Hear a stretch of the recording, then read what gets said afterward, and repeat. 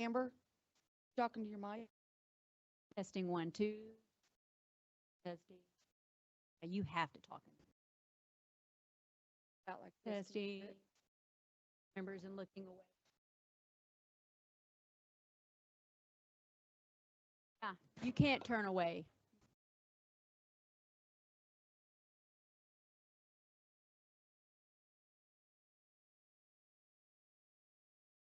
Oh, can you hear me? Yeah, but can you hear? Hey, if anybody make an announcement.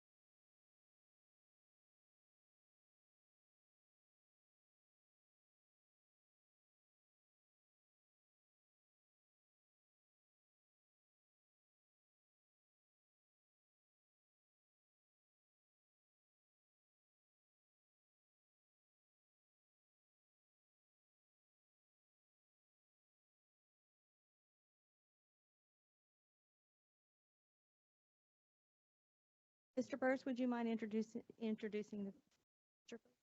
End it all. Pastor Schmidt, Tim Schmidt, from Heartland Church is here to pray for us this evening. Thank you so much. Also, I just want to let everyone know, we're having some issues with our, so if we don't speak exactly directly into it, it goes off. So everybody needs to speak directly into the microphone. Lord, we come before you and just grateful for the blessing that you give us to be part of this community, part of this state, to be part of this nation. And God, we pray that you watch over our community. Pray for all the families and children that are growing up here in Tontitown. And God, we're so grateful that we just get to have this family environment in our community. And God, we're grateful for all those that serve, whether it's here as the mayor and the council, whether it's firefighters, our police department, city works departments. God, we just pray a special blessing on all of them and their families, that you give them wisdom. Lead us, great things here in our community. Watch over all of our loved ones that are serving in the military. It just goes through many trials right now. We know that you're in control. We know that you've blessed us to be part of a place like this in Tontitown. Pray for this meeting tonight. Thank you, sir. Thank you, Pastor. I'd like to call this meeting for the March 17th, 2026 City Council meeting to order. Roll call, please. Misty. Here. Mike. Here. Daniel. Here. Amber. Here. Tim. Here. Larry. Here. Thank you. Please stand for the pledge.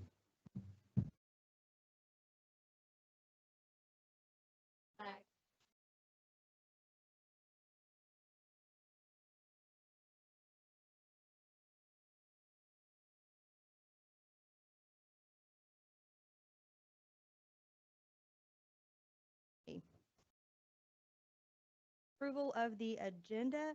I would like to add letter M, a resolution accepting the low bid for the re-roofing for the 13 city buildings in the city of Tontitown.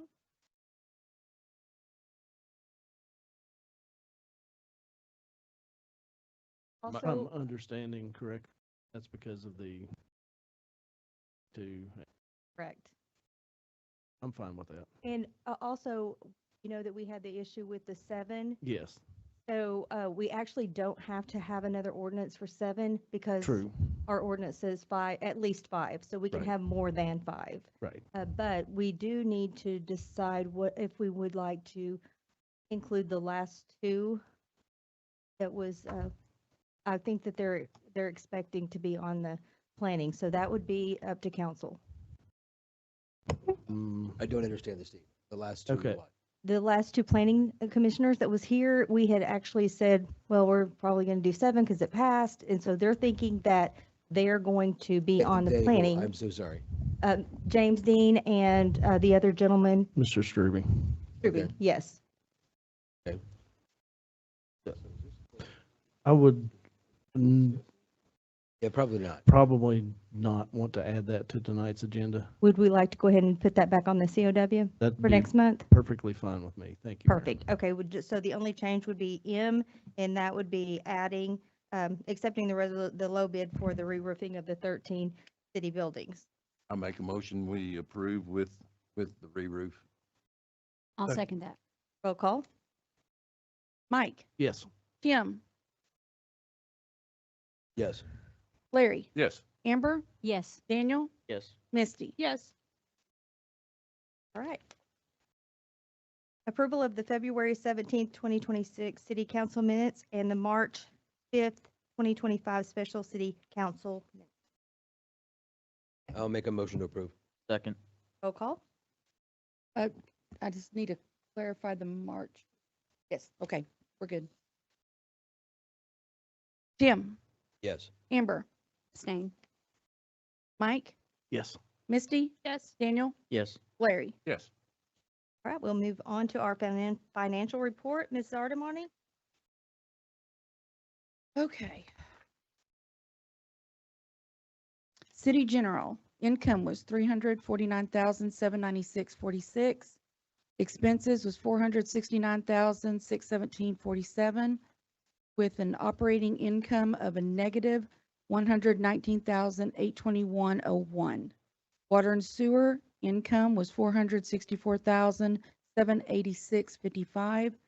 Expenses was 580,321.24, with a negative operating income of 115,534.69.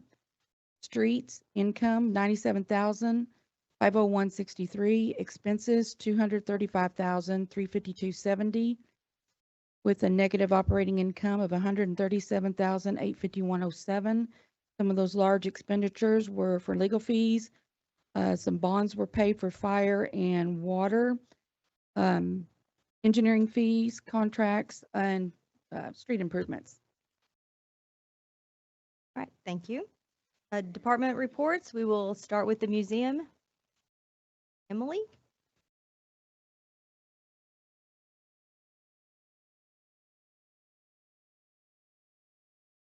The Board of Directors met on March 2nd in City Hall. We've got a busy month for March. There's a lot of different activities going on, but we've got some big announcements. We are bringing back our summer camp that we did last year. We're extending it to 3 days rather than just the 2 that we did last year.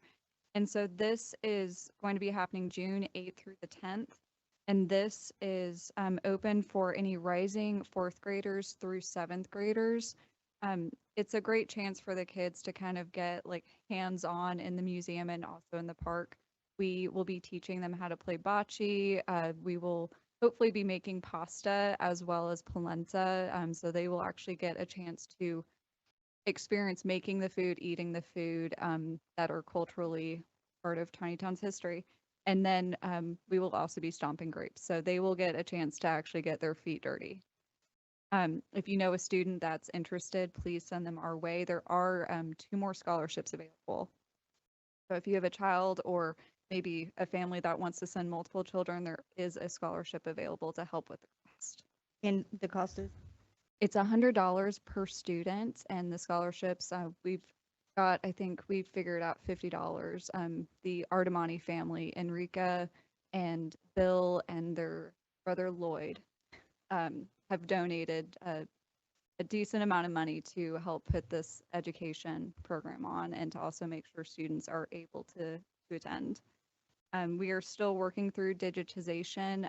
Currently, we are focused on all of our garments. So that's anything vestments, our Queen Concordia dresses. We actually just took out a wedding dress from 1909 that is absolutely beautiful and very, very fragile, but we were able to get some great photos of it. And we had 131 visitors last month, and that was mainly because of that Rollins field trip that came through. Again, those kids had a great time, and we loved having them. We've got our America 250 exhibit open, and it's small, but it is packed full of information. Julie did an amazing job just finding out all about the first decade of Tontitown history, which includes a lot of Italian history, but also she went a step further and started looking into the history of the families not Italian that came to Tontitown. So that includes the Bash family, the Haneys, and the Strabolas. And going through the collection, we found a cookbook that is written in Italian. And we are working on translating this. And so we're kind of turning it into a fun project to show students how we as humans can use Google Translate and try to get really close, how AI can use its technology and sometimes get a little close. And then we're going to take it to the university and have them translate it, just to show technology is great, but we still need humans. Because let me tell you, when I had my AI camera over the page, it made some very, very bad translations, very bad. And just to put it on the calendar, Heritage Day is coming up in May, on May 31st. That's a Sunday, and we will have the museum open. We're hoping to have lots of food and different crafts for kids and adults to take part of.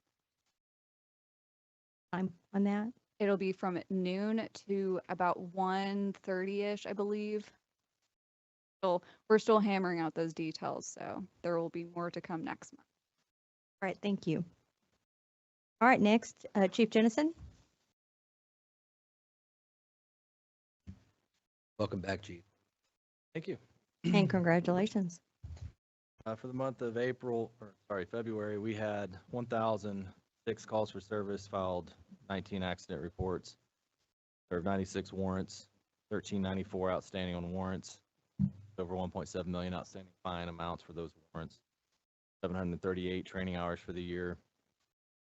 Total citations are 185, 16 speed, 133 other traffic, 18 criminal, 18 city ordinance, 621 warnings, 160. Questions? Just a quick reminder, we have our Citizen Academy scheduled to start in April. If spots open, anybody has Leslie Burke at r.gov. Signed up. Okay, so the police academy is going to start April 16th. What time? 6. 6 o'clock. Thank you so much.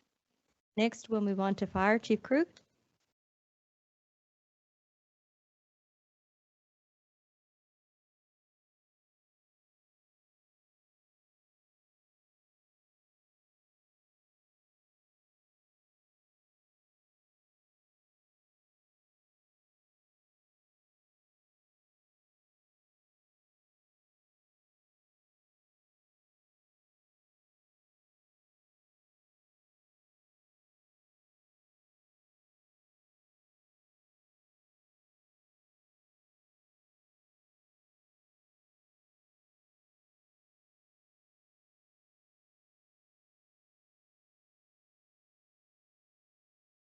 Right, thank you so much, Chief Krug. Next, we'll move on to Public Works. Ms. Burke.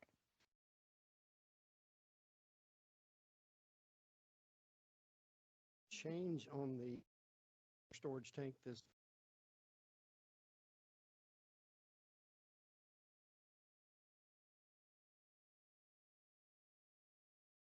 Creek Sewer Interceptor.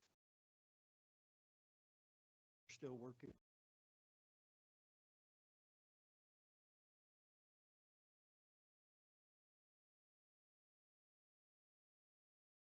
Servicing.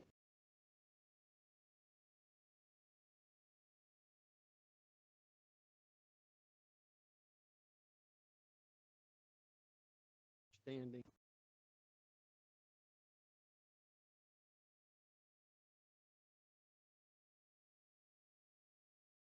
Wastewater master. That has been. What the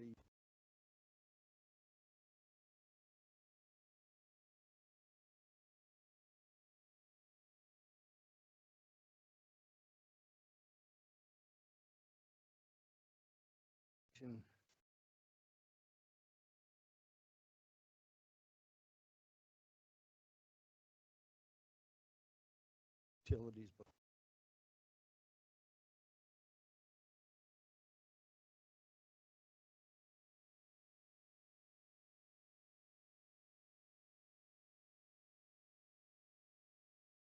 When they start that, talking about the widening just here in town, well, that project. Sure to.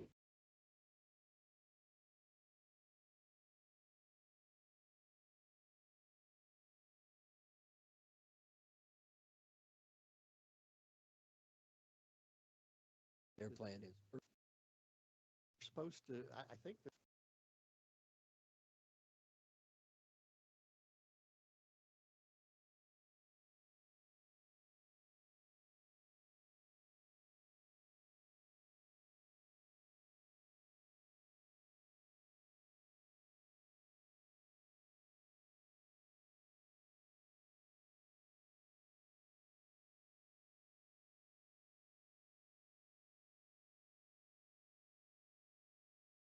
I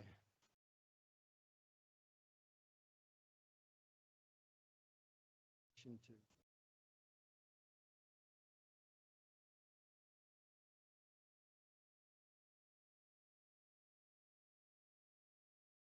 some more man.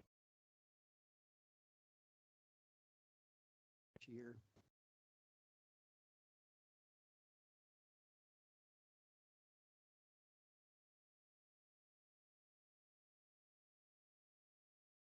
Give a month.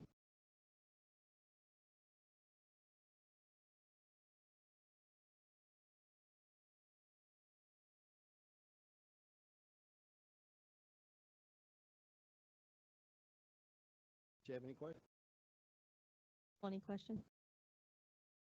Thank you, Mr. Clark. Thank you, Mr.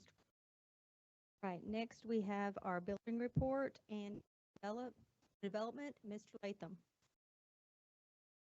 Evening. The opposite of what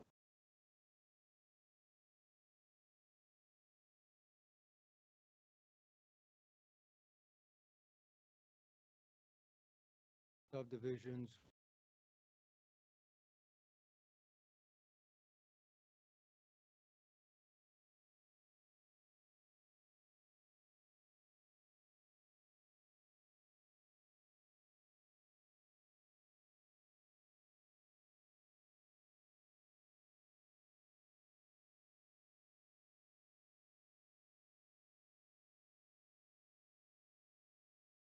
Anybody have any questions on that?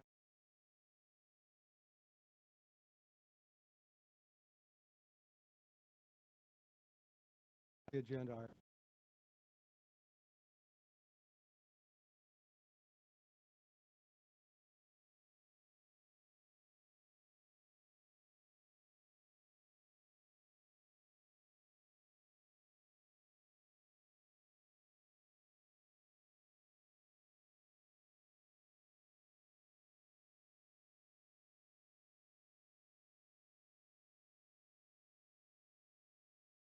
Last year, the state adopted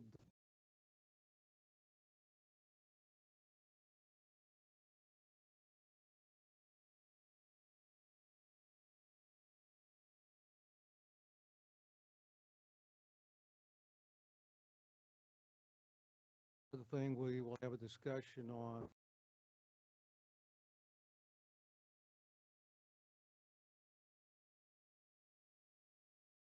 Stringent.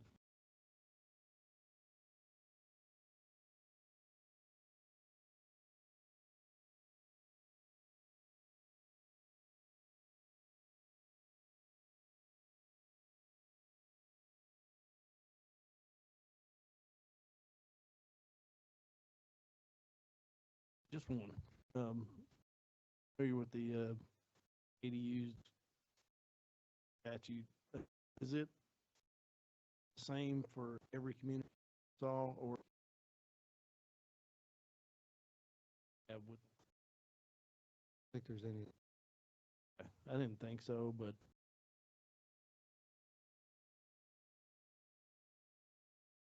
On the street and storm. Still struggling with RDOT regard.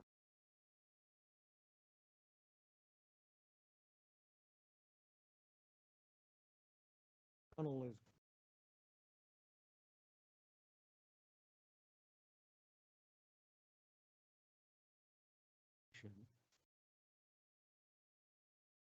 part of that fiction game.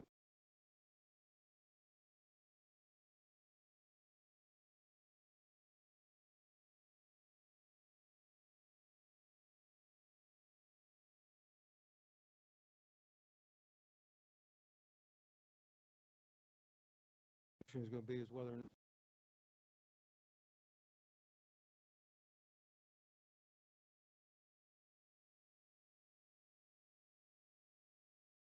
waiting for the entrance.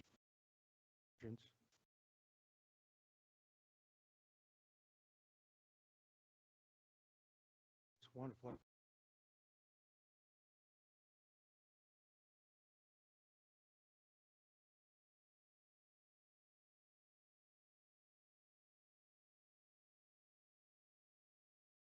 Appraisal for the second phase.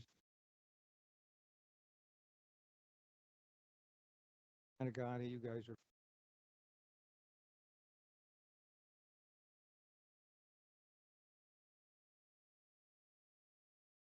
substantially complete.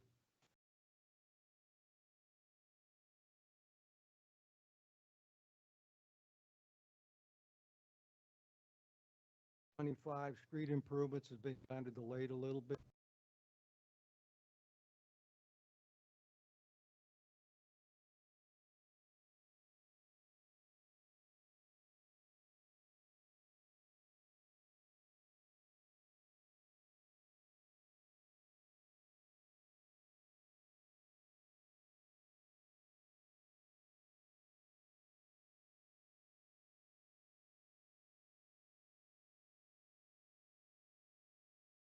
A study on how that they'll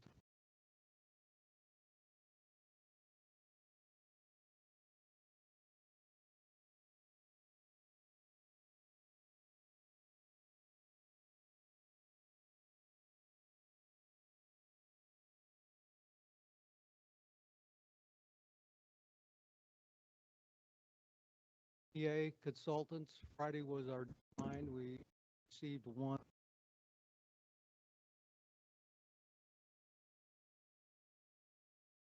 Set up a meeting.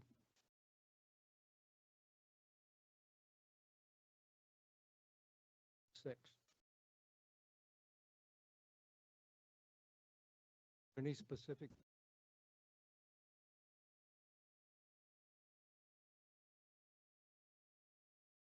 Just, taxis, OCPAs are. Is this something that we can at a later date?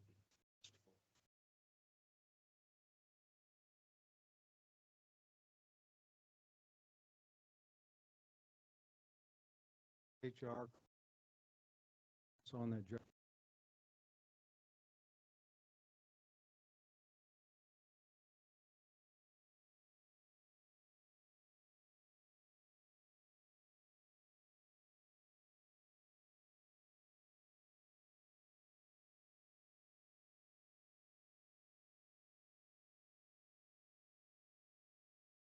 Monday.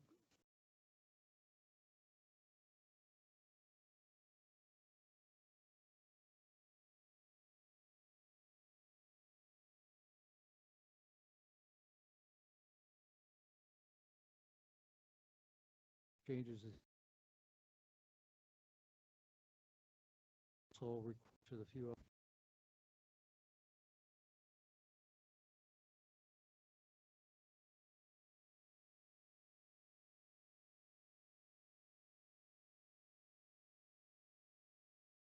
After the plan.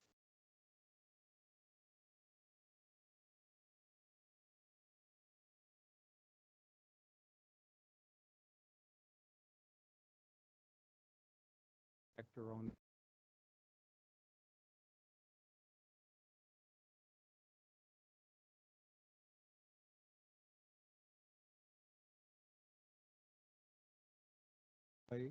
That's what's going on.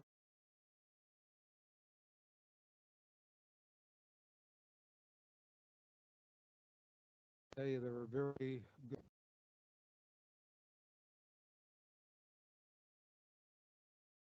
So,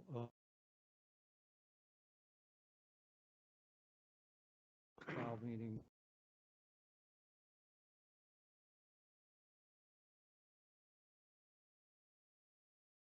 Santa Claus.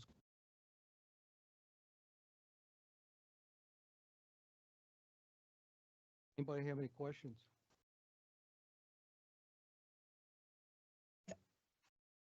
Thank you, Mr. Latham. All right, we'll move on. Approval by city council members to waive the 3 reading rule for all ordinances on the agenda. The motion. Roll call, please. Larry, Yes. Daniel, Yes. Misty, Yes. Tim, Yes. Amber, Yes. Mike. Yes.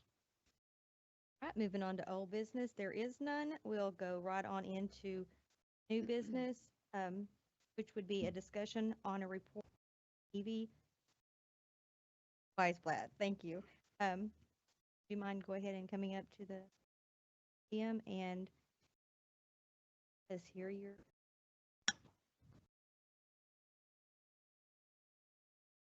Is this good? Can you hear me? Yes. Well, thank you. Yeah, thank you, Mayor Russell, for inviting me to speak tonight. And also thank you to anyone who has supported my work, done interviews, just been very open, and anyone who came out here to hear my presentation. Appreciate it. My name is Evie Weisblatt, and I'm a freelance investigative reporter based in Benton County.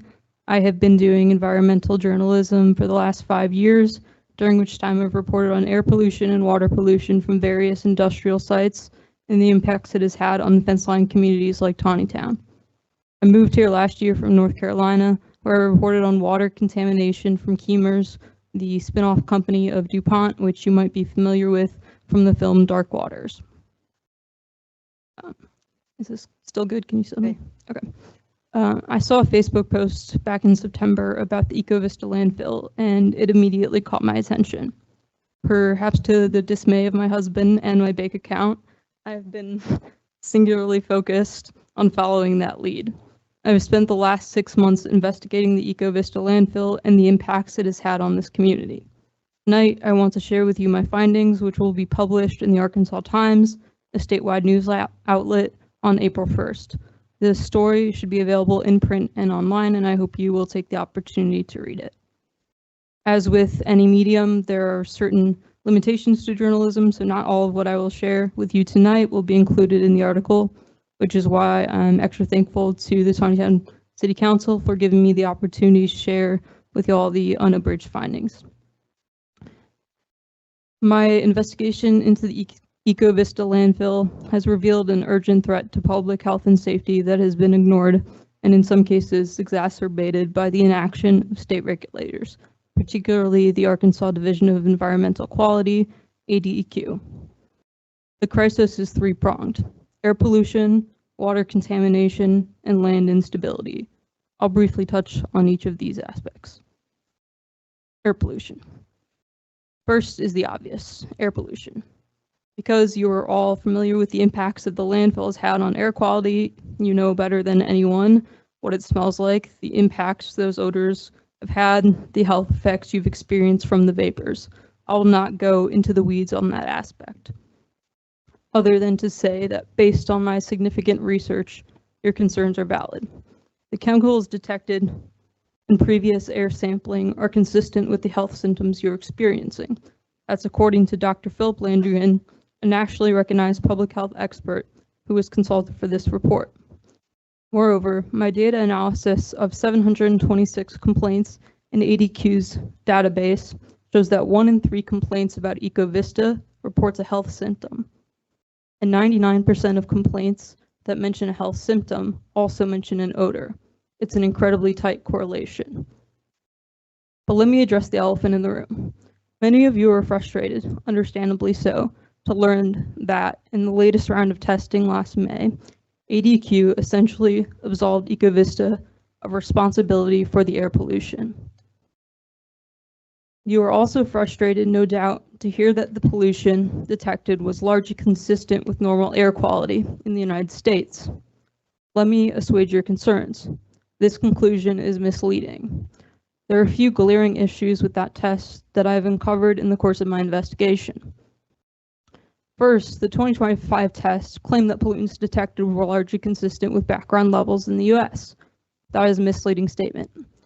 Some compounds were detected significantly higher than the EPA screening levels used to determine whether further investigation of air pollution is warranted. The concerns about acrolein and benzene in previous tests were not disproved by this test. In fact, benzene levels were actually higher in the 2025 test than in the April 2024 test, rising to 0.77 parts per billion, which is twice as high as what was documented in the April test. The 2025 tests also found the same amount of acrolein at 0.45 parts per billion.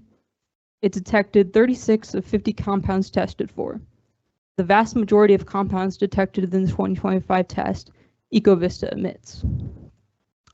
The Arkansas Department of Health released a health assessment of CTH's 2025 study in January of this year. The findings were alarming. The assessment acknowledged that levels of one toxic chemical, acrolein nitrile, represent a health risk of 1 in 10,000 additional cancer cases, the highest public health risk level.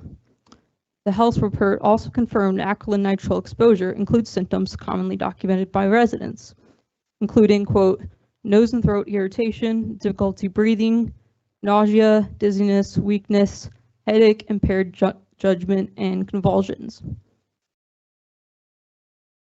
Although DEQ acknowledged that Ecovista is the only facility in Washington County that has reported emitting acrylonitrile, the agency again pointed to other sources and said it had enlisted the EPA to further investigate.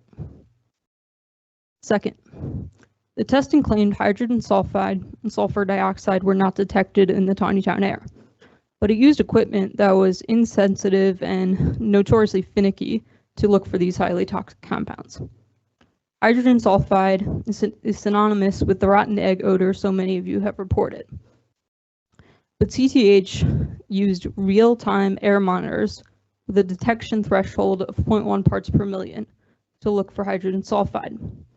That is about 200 times higher than what the human nose can detect. When Tontitown commissioned basic air sampling on the lift station using more appropriate equipment, hydrogen sulfide was detected at 0.26 parts per million, which is enough to cause health symptoms and is about 2,000 times higher than natural background levels. Third, for lack of a better term, the test was rigged. Public records obtained confirmed that testing had been done in a way that diminished the pollutants detected. ADEQ ordered Waste Management to provide proof it was performing daily cover only during the study period. Waste Management was instructed to photograph covered working faces on May 2nd, the start of the study, when it began. An order the agency rescinded on May 20th, shortly after the study concluded. Studies show uncovered working faces account for up to 79% of landfill air emissions. Moreover, CTH used the fact that the landfill was covered on the weekends, not weekdays, to determine the source of the air pollution and odors. But since the landfill was covered the entire time of air sampling, CTH's methodology is redundant.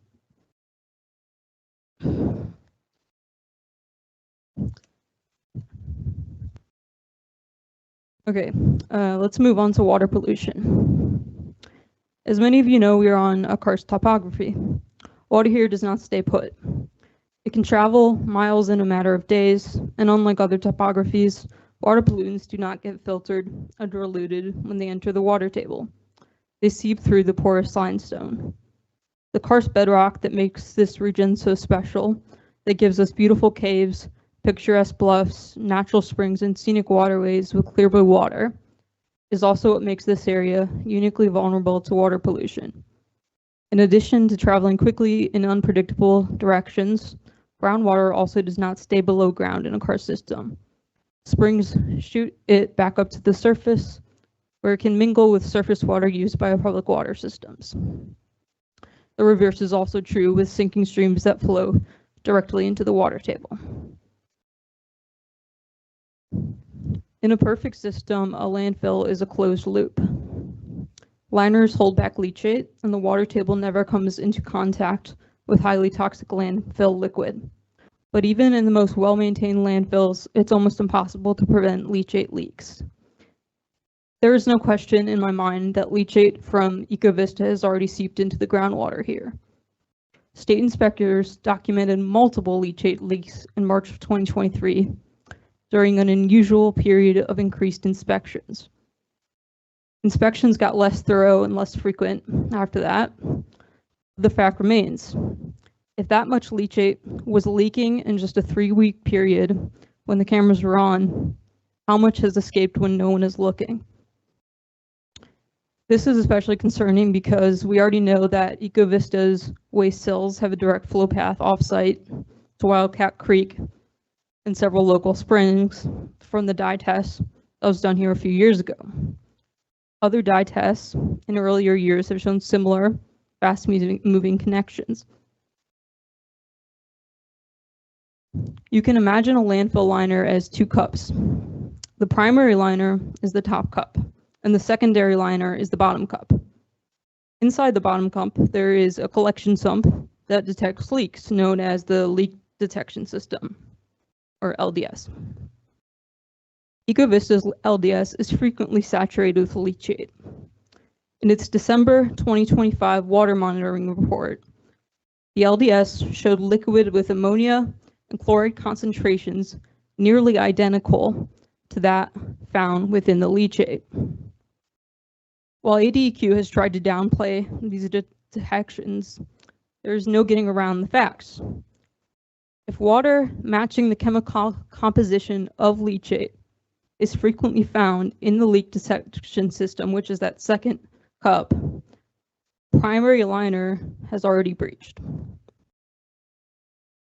Still, the state maintains the groundwater around EcoVista is not contaminated, at least not that they know of, with toxic chemicals from the leachate. To test the state's claims, myself and 2 residents tested a private well located a few hundred feet from the fence line for PFAS, commonly referred to as forever chemicals. PFAS are a group of highly toxic and pervasive chemicals that do not break down naturally in the environment or the human body.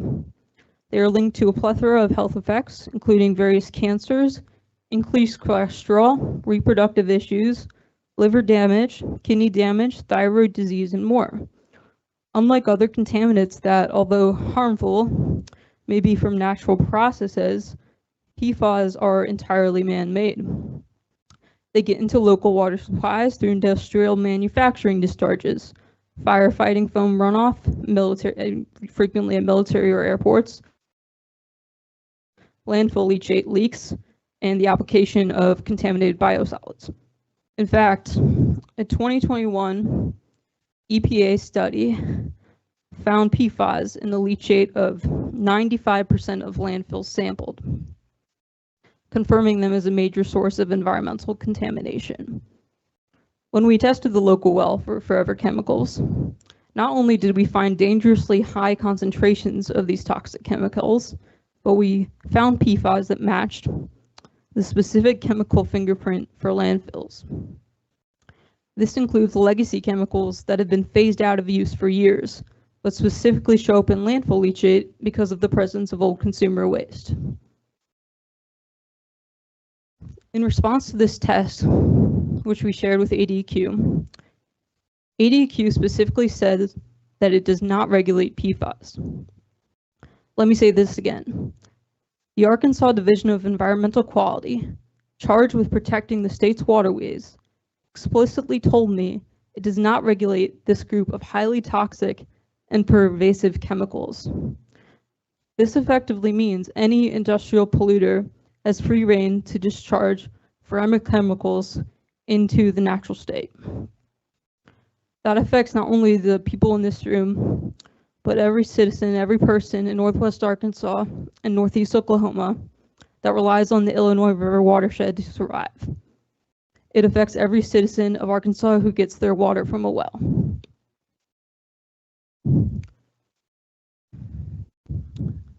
This is the third category, elevated temperature landfill. Unfortunately, air pollution and water contamination are not EcoVista's only problems. A report from Carbon Chicken, the independent engineering firm that the city contracted to test the air filter on the South Penalta Road lift station a few months ago, concluded via basic air testing that EcoVista was showing symptoms of an elevated temperature landfill, or ETL. This is a subterranean, hot chemical reaction similar to an underground fire, where the trash literally cooks beneath the surface instead of decomposing normally. The report compared EcoVista directly to the Chiquita Canyon landfill environmental disaster in California, an ETL that has caused widespread toxic air pollution, hazardous leachate spills, and significant health concerns for the surrounding community. The Carbon Chicken report concluded EcoVista is experiencing, quote, unstable biological process that requires immediate diagnostic monitoring. This is not the only warning sign that Ecovista has entered ETL territory. My investigation has uncovered several more alarming signs that the landfill's decomposition process has been disrupted and dangerous heat-generating reactions are taking place below the surface. One such finding is the carbon monoxide data. Ecovista's air permit records show Ecovista released about 80 tons of carbon monoxide in the last year. Carbon monoxide is a sign of incomplete combustion. In a landfill, it is a strong sign of an ETL because it is a byproduct of these abnormal heat generation,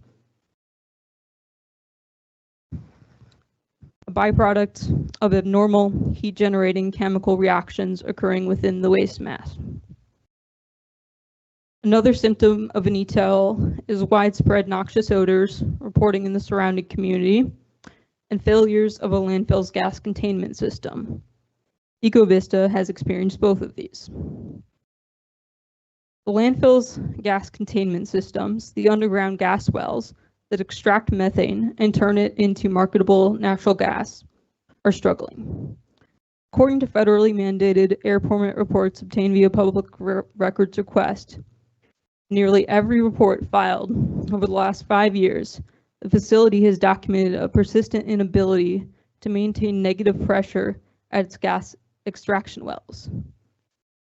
Instead of sucking methane and other landfill gases safely into the collection system, highly pressurized methane is overwhelming the infrastructure and migrating outward.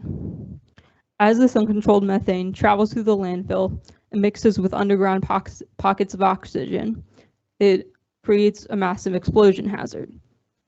At that point, if you have the right concentration of oxygen and methane, all it takes is a single spark, a bulldozer blade striking a rock, a discarded battery, or the smoldering subsurface reaction likely taking place beneath the landfill to trigger a catastrophic detonation.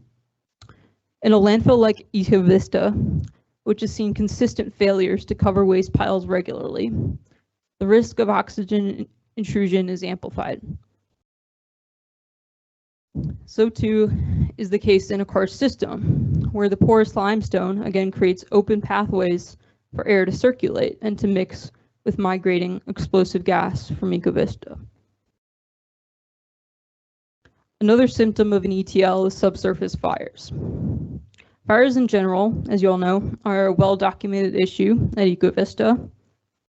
State and city fire records show Ecovista has experienced at least 17 fires in the last decade, including 3 in 2025 alone. During Ecovista's permit expansion hearings in 2024, the city landfill, the landfill fire expert, Todd Tholomer, not really sure how to say his name, explicitly warned ADEQ that the facility's lack of planning and flammable cover materials would inevitably cause an uncontrolled fire that could release toxic gas plumes into the community. He said the landfill's operators, quote, need to plan for a catastrophic event, and specifically warned about subsurface fires at Ecovista. Tontitown Fire Department records show such a fire occurred exactly as predicted in November of last year, with a fire that started at the bottom of the waste pit and rekindled 2 days later. The impacts of an uncontrolled ETL are dire.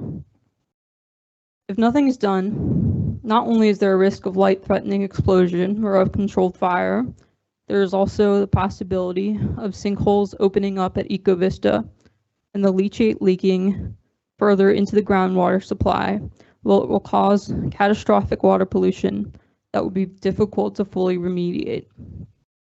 And even without a sinkhole, the liners and gas containment infrastructure can melt under extreme heat, causing more water pollution and toxic gas releases.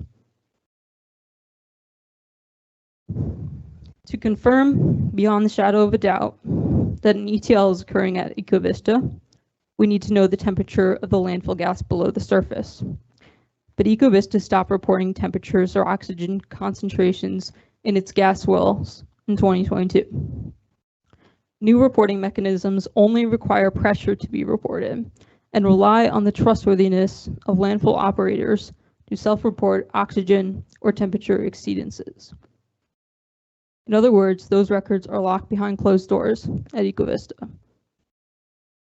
ADEQ also refuses to address this issue. They have taken Ecovista's word for it, but have not inspected applicable records. When I asked ADEQ about the possibility of an ETL developing at Ecovista given the evidence, the agency said, quote, "It does not have an indication that Ecovista Class 1 landfill is experiencing elevated landfill temperatures. What about the Class 4? I do not say all of this to scare you. It is entirely possible that Ecovista will avoid such a catastrophe. But it is better to be safe than sorry. The repercussions of ignoring the water pollution and possible ETL are too grave to accept. Pollution does not respect property boundaries, and it doesn't care about state lines. It doesn't care about class, race, or politics. To the residents of Tontitown, I have a message for you. You are not crazy. You're not imagining the odors, and you're not making up the symptoms. I've smelled the odors myself and felt the pollution in my lungs. At the same time, I have verified all this through the data. I've seen behind the curtain, so to speak, and the science confirms what lived experience has already demonstrated. Ecovista's pollution is unchecked, dangerous, and only going to get worse if nothing is done. The people are in danger and the land is crying out for help. I don't have all the answers and I can't say what comes next, but I'm sharing this because I believe Ecovista is on the verge of catastrophe, and the powers that be are at best indifferent to the somber reality we now find ourselves in. But it's not too late. I have faith the people in this room tonight will be able to see a path forward together. Thank you. Thank you, Evie. Would you mind answering any questions the council might have? Yeah. You will. Council, do you have any questions? No? Well, I don't entirely know how to ask. That's a Yeah, lot. threw a lot at it. Sorry, I know it's a lot. No, that's good. Good. I don't know what to do with it next. Do you know what to do with that next? That's a good question. I think that ultimately that will have to take place at the state level. As you all know, there's, limited amounts to what local authority can do in this situation. So, I'm kind of presenting this information because Mayor Russell asked me to, and also because I felt like you guys needed to know, so that, whatever pressure can be put on to fix the situation. But like I said, I can't really tell you where to go from here other than just to say like, hey, this is probably really bad and, something's got to happen. So. Can I just ask one question? Thank you, by the way, for doing all that for us. The name of the landfill that had the explosion in California? Yeah, it's called the Chiquita Canyon. Chiquita, okay. Yeah, it's like CHIQUITA. Thank you. It's also been compared to the Bridgeton, the landfill in Missouri. That had a bunch of issues too, is very similar. I kind of want to echo everything they've said. Thank you for putting this together and coming before us to speak. If I could get a copy of your speech, that'd be great, to where we can have it, go over it line by line, because that was a lot of information to go over, here tonight. So Yeah, of course. Mr. Montez, she has given me a copy and I will share it with everyone. perfect. Thank you. Yeah, and I'll just say, the story I'll be publishing that's kind of based around this will be in a few weeks. But again, this is kind of like special to you guys, getting all that information that really you deserve to have like the firsthand knowledge of, because it's your city, and I figured, yeah. I do appreciate you coming in and speaking on this. As you know, that we have been speaking about this for years now. And thank you for putting all the scientific things together. And I do know that a lot of the things that you had put together was testified in court. Yep. Mr. Thalmeyer, the expert that was hired to do all of the investigating on that. I know that there are several issues in here that has already come out in court. So I appreciate everything that you've done to put all of this together.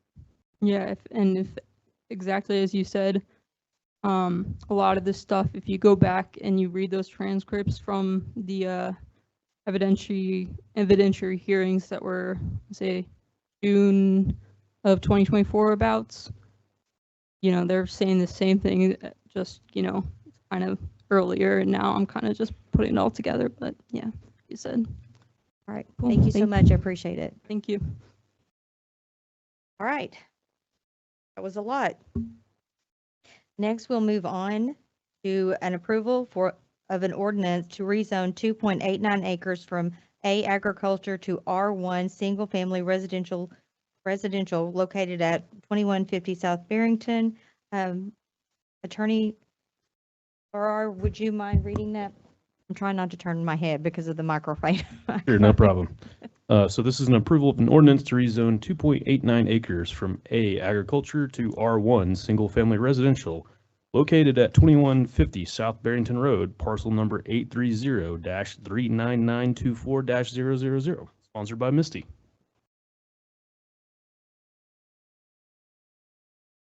All right. So if everyone is okay with that, we are looking for a motion. I'll make that motion. I will second. Roll call, please. Daniel, Yes. Misty, Yes. Tim, Yes. Larry, Yes. Mike, Yes. Amber. Yes. All right, moving on. C, an approval of a resolution for STP funding. Mr. Latham, would you like to speak about that, sir? Or does anyone have any questions for Mr. Latham on this? Okay. Looking for a motion. I'll make a motion to. I'll second that. Roll call, please. Misty. Yes. Mike, Yes. Daniel, Amber, Yes. Tim, Yes. Larry. Yes. All right, moving on to D, an approval of a resolution authorizing the city to enter with Schultz Supply for cellular meter equipment. Any questions? I just wanted to make sure that, I don't know when and how we do it, but that we still have that opt-out for citizens. So do we need to put that into something official?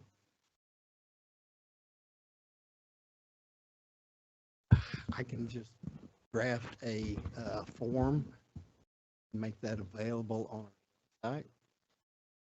That would be sufficient. I can also put a message on water bills saying that we're implementing cellular meters and like to opt out. Their form on the website to fill out. Okay, that would be great.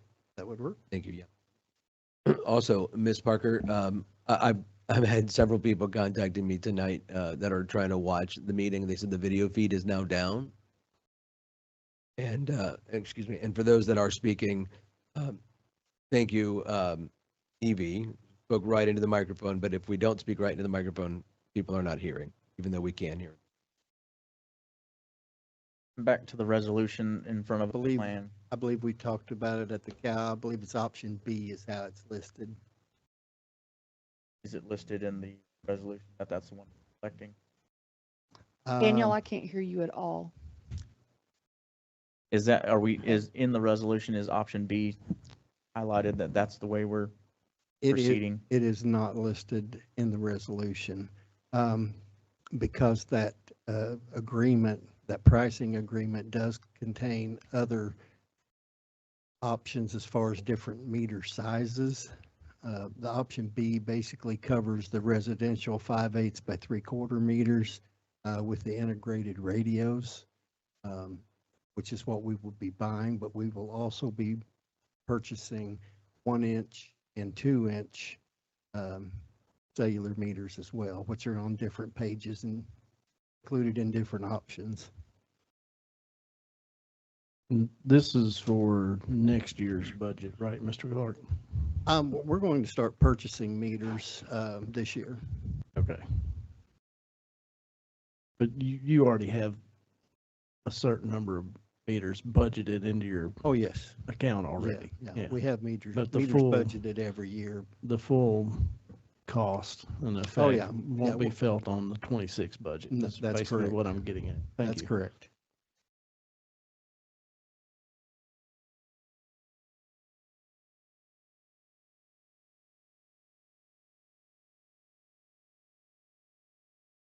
Okay, waiting for a motion.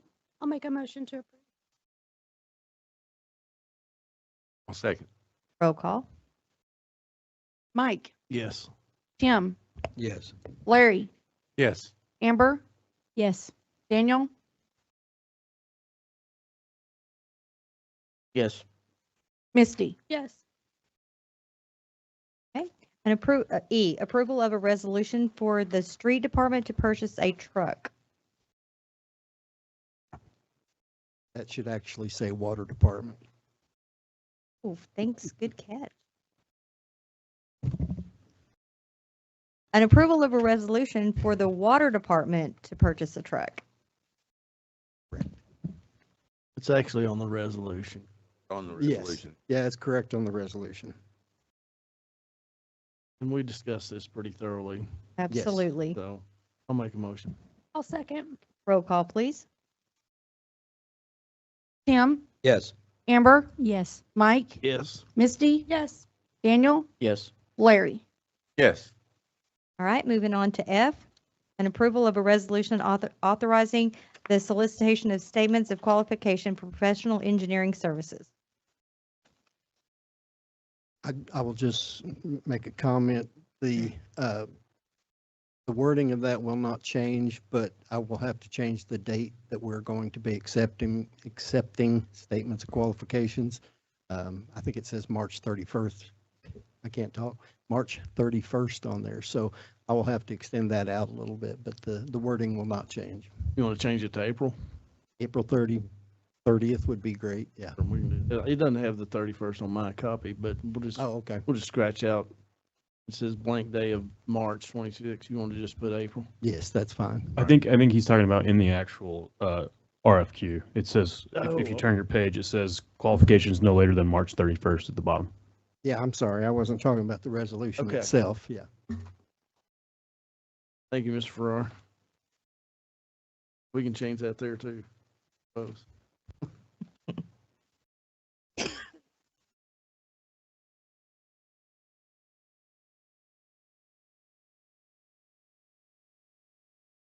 Do I have a motion?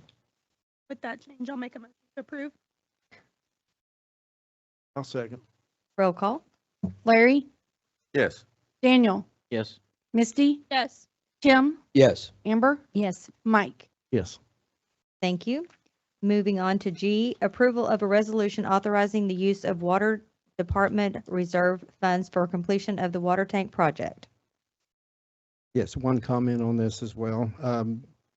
I believe we agreed at the Cal meeting to a figure of not to exceed 850,000. I didn't actually put that in the resolution, so if we could reflect that in the minutes of the meeting, that would be sufficient. I would rather that be part of the resolution. Can we add that to the resolution? Yeah, we can. Okay, I would like to make a motion to approve with that change that it Okay. says not to exceed $850,000. Okay. I'll second. Roll call. Amber, Yes. Daniel, Yes. Tim, Yes. Mike, Yes. Larry, Yes. Misty. Yes. All right. Moving on, H, approval of a resolution for a change order for Montagani Road. Mr. Latham. I think we've included the change order final numbers. I think when we spoke at the cow meeting, I estimated around 38,000. So final change order is 39,735. The council would like to move forward on that, finish up the project. Zach's here if you have any questions regarding the change order. We love Zach, but I don't think we need to hear from him. I'll make a motion to approve. I'll second. Roll call, please. Daniel, Yes. Misty, Yes. Kim, Yes. Larry, Yes. Mike, Yes. Amber. Yes. All right, moving on to I, an approval of an ordinance to update and amend ordinance 2017-05-633 regarding ordinance resolution books.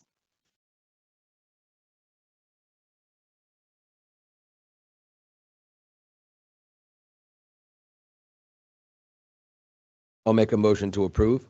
Do we have to have Mr. Farrar read that? I'd be happy to. We on I? Yes. An approval of an ordinance to update and amend ordinance 2017-05-633 regarding ordinance and resolution books.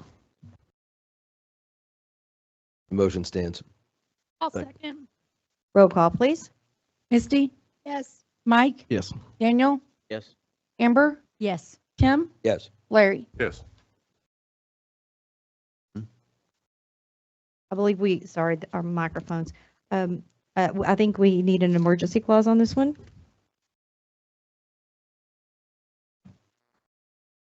Well, if we do indeed need an emergency clause, I make a motion we accept. I'll second. Roll call.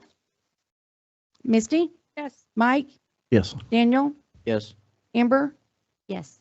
Kim, Yes. Larry. Yes. All right, we'll move on to J, an approval of a resolution to amend the budget regarding fire radios purchased in 2025. I'll make a motion to approve. I'll second that motion. Roll call, please. Mike, Yes. Tim, Yes. Larry, Yes. Amber, Yes. Daniel, Yes. Misty. Yes. All right, moving on to K, an approval of a resolution for the tuition to send 5 individuals to paramedic school. I'll make a motion to approve.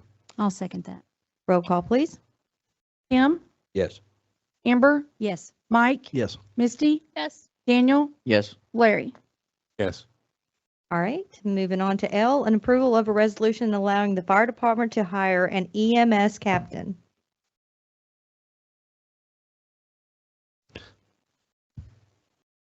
Tell me more. I know, Chief, you called us and gave us the scoop on this, but if you would just kind of give us a 50,000-foot summary, please. In recommendation that we possibly get somebody with some experience to help with EMS programs, years of experience, application. Be very beneficial in the right direction. Thank you very much. I appreciate the leadership. I appreciate you finding folks, and I appreciate you bringing it to us. If nobody else has any questions or comments, I'd like to make a motion. I'll second. Roll call, please. Larry, Yes. Daniel, Yes. Misty, Yes. Kim, Yes. Amber, Yes. Mike. Yes. All right, moving on to M. Thank you, Chief. I would like to add letter M for the resolution accepting the low bid for the re-roofing of the 13 city buildings in the city of Tontitown.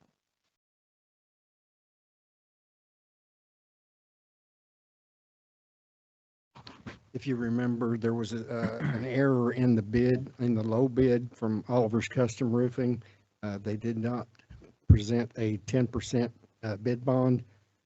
So I recommended that we go with the next lowest bid, which is Arkansas Roofing Company A K. And with a K. with a K, company with a K. That's correct. I should have asked this 2 weeks ago, didn't think of it. But did we ever go back to Oliver's and ask them if they would offer that 10% bond? Well, as a matter of fact, he called me the day after the last meeting and says, I can give you any percent you want. I said, well, but the bid advertisement specifically said 10%. We can't make changes to your bid after the bid open. Okay. Understood. Thank you. So then, on this resolution, we just have to make sure that it says, whereas Arkansas Roofing Company submitted the lowest responsive and responsible bid in the amount of $192,494.83. And then under section 1, now therefore be it resolved by the City Council of the City of Tontitown, Arkansas as follows. Section 1, the City Council hereby accepts the lowest responsive and responsible bid submitted by Arkansas Roofing Company in the amount of $192,494.83, the re-roofing of 13 city buildings. That's correct. Thank you. Hey, do I have a motion? I will make said motion. Second. Roll call, please. Tim, Yes. Amber, Yes. Mike, Yes. Misty, Yes. Daniel, Yes. Larry. Yes. All right. We'll move on now. Public comments. If you would like to make a comment, please speak directly into the microphone and state your name and address.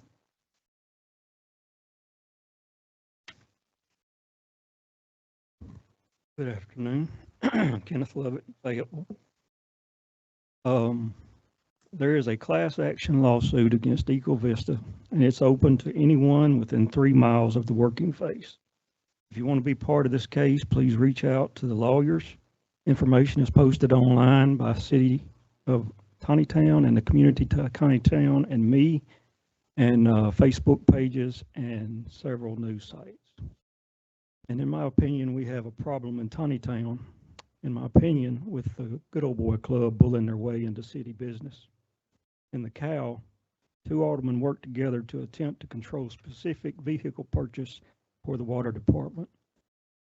In the end, I believe Danny was approved to be consulted before the purchase. Excuse me. Before the purchase of the truck, Tontitown pays James Clark to lead the department. If you do not trust him to do his job, you need to replace him. I don't understand the process of trying to pick people to do somebody else's job. The city council approved responsibilities to 2 employees to assist the treasurer and city clerk in her responsibilities. Today I sent a FOIA concerning the ISO rating of the Tontitown City Fire Department. No one responded until 3 p.m. and then the employee that was responding was not at work and responded on her day off. The help was created to assist Rhonda's job, to do her job, not be assigned to do her job even on their days off.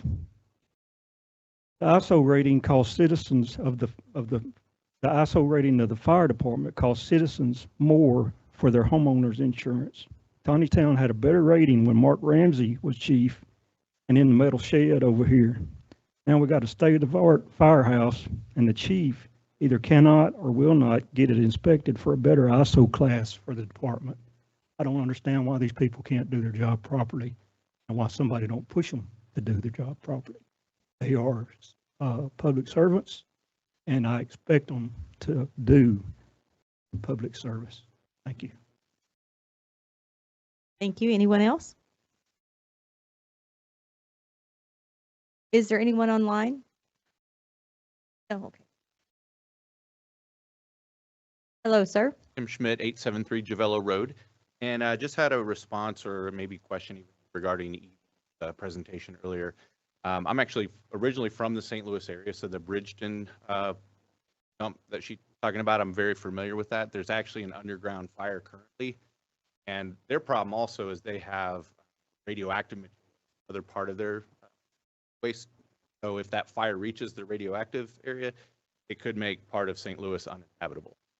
I don't think we have radioactive material here, so that's good. But if you, there's actually a documentary about that situation called Atomic Homefront. The people there in Bridgeton have fought all the way up to the federal level. I mean, it's been going on for years. So I don't know the woman that's kind of spearheaded that, but someone asked about what are our next steps.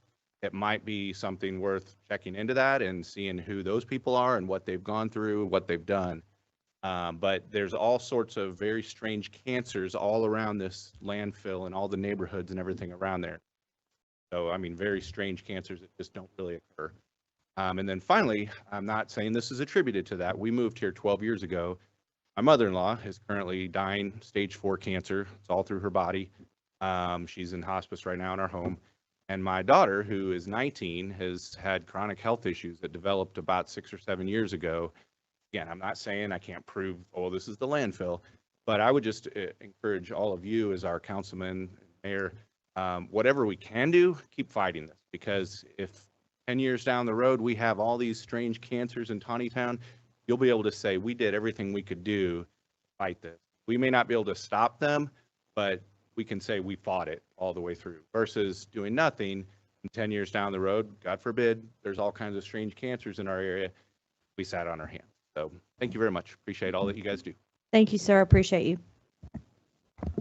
Is there anyone else? Seeing none, comments from Alderman, Mr. Wishkowiak, we'll start with you, sir. I have no comments tonight. Thank you. All right, Mr. Burris? I want to especially thank Evie for speaking this evening. And one of my children had the opportunity to go to the governor's mansion last week, and he directly asked the governor for help. So I know that the governor is aware of what's happening here. It's clear based on the brief conversation they had. We had state representatives here tonight. Mr. Unger and Mrs. Lundstrom were both here. Thankful they were here. And I know that they're doing their best that they can to try to get the word to the governor. But I want to appeal. I know she's probably not watching, but if anybody out there knows the governor or has the governor's ear, this is really serious. And she may not think that it is, and she may believe ADEQ at this particular point in time, but this is something that is harming people and is very likely to hurt the state on a wider level. So please take this very, very seriously. Mr. Burris, Ed Fight from Oklahoma was here as well. Wonderful. I didn't see Mr. Fight. That's great. Thank you. All right, Mr. Artemani. I would reiterate that. I appreciate her doing that study, presenting it to us. And again, as in every meeting, I just want to express the fact that I appreciate our staff. Citywide, do an excellent job. Appreciate you guys. And girls, women, whatever the case may be, ladies. Thank you, Mr. Artemani. Ms. Ibarra.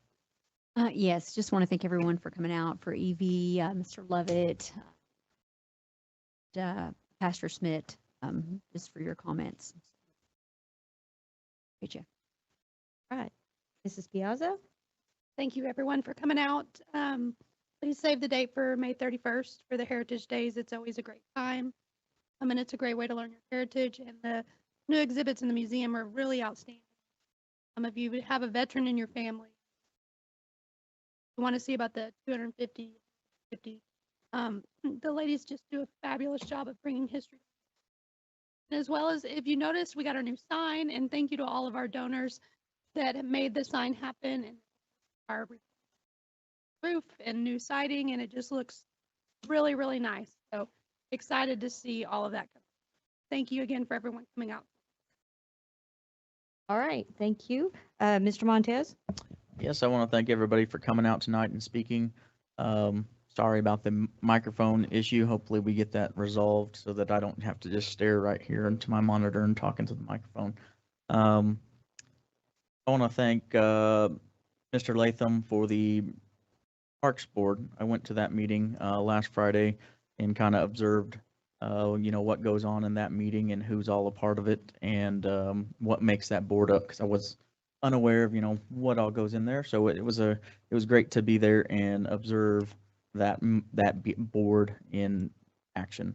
So thank you for heading that. I'm really excited about the community development, the community building that we're going to be transforming the old fire station into, and what that's going to look like. So if you get a chance to talk Mark's ear off, or even Zach, they'll enlighten you of what's coming and how that's coming forward, and the great success that we're having with that progress. Also, we had a comment tonight about our public works director, and I don't think, if you watched that meeting, I had any lack of faith in his judgment of picking out a pickup truck. but it was brought up that I have a vast knowledge in purchasing pickup trucks and stuff. I have no question in my mind that Mr. Clark knows what he's doing. I have full confidence in what he does, but I'm here to assist the city in any duties that they have. If any citizen has any problems or concerns with how I conduct business, I welcome them to speak to me directly and see if we can't come to a agreement on procedure. Everybody have a good night. All right, comments from the mayor. All right. I think everything that Evie talked about tonight really hits home with some of us. I appreciate all the work that she's done, and I know that she has gotten a lot of her information from court cases, and she's also contacted different scientists and gotten more knowledge to make sure that everything that she has said is correct. And I appreciate her for driving as long as she had to get here tonight. So we all have homework. I would suggest that everybody goes home and watches the movie Dark Waters, Atomic Homefront, and Aaron Brockovich, which I watched last night. So I appreciate you all. I really want what is best for the city of Tontitown. And I do hope that we can get something done about this because it is affecting our city, it's affecting our citizens, and we really need help from the state. So moving on, comments from our city attorney. Thank you. I just appreciate the hard work of everybody up here and the hard work of all the staff of the city, and everybody have a good night. Thank you. All right, all in favor of adjournment, say aye.